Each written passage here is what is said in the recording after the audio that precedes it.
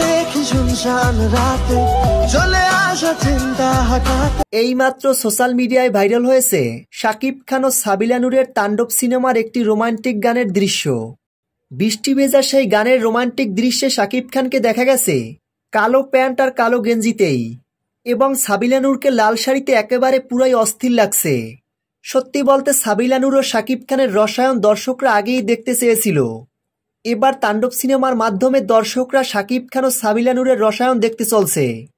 পরিচালক রায়হান রাফি শাকিব খান ও সাবিলা নূরকে এমনভাবে প্রেজেন্ট করতেছেন তাণ্ডব সিনেমায়, যেটা দেখে দর্শকরা মুগ্ধ হতে বাধ্য হবেন।